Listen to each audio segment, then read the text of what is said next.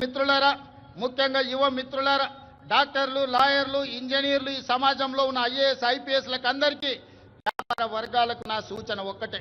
తెలంగాణ రాష్ట్ర ప్రభుత్వం ఏ లక్ష్యంతోనైతే ముందుకు వెళ్తుందో, ఏ లక్ష్యాన్ని సాధించాలి, ఏ లక్ష్యాన్ని ముద్దాడాలి అని మేము ముందుకు బయలుదేరినామో మీ ఆశీర్వాదం ఉండాలి.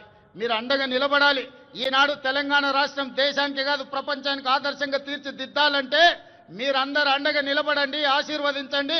ప్రపంచంలోనే అగ్ర రాష్ట్రంగా తెలంగాణ రాష్ట్రాన్ని తీర్చిదిద్ది ఆదర్శమైన రాజకీయాలకు, ఆదర్శవంతమైన అభివృద్ధికి తెలంగాణ రాష్ట్రం కేర్ ఆఫ్ అడ్రస్గా తీర్చిదిద్దుతాం. హైదరాబాదు నగరాన్ని ప్రపంచ నగరాలతో పోటీ పడే విధంగా తీర్చిదిద్దాలి. దీనికోసం నిరంతరం పనిచేసే ప్రభుత్వ సిబ్బంది కాదు, రాజకీయ సహచరులందరూ కూడా సంపూర్ణమైన సహకారాన్ని అందిస్తున్నారు. ప్రజలందరికీ 4 కోట్ల తెలంగాణ ప్రజలకు నూతన రాష్ట్ర ఏర్పాటు శుభాకాంక్షలు తెలియజేయడమే కాదు, భవిష్యత్తు లక్ష్యాన్ని దృష్టిలో పెట్టుకొని మనందరం కలిసికట్టుగా ఏకమై మనందరం కూడా ముందుకు సాగాలి. మీ అందరి ఆశీర్వాదం ఉండాలి.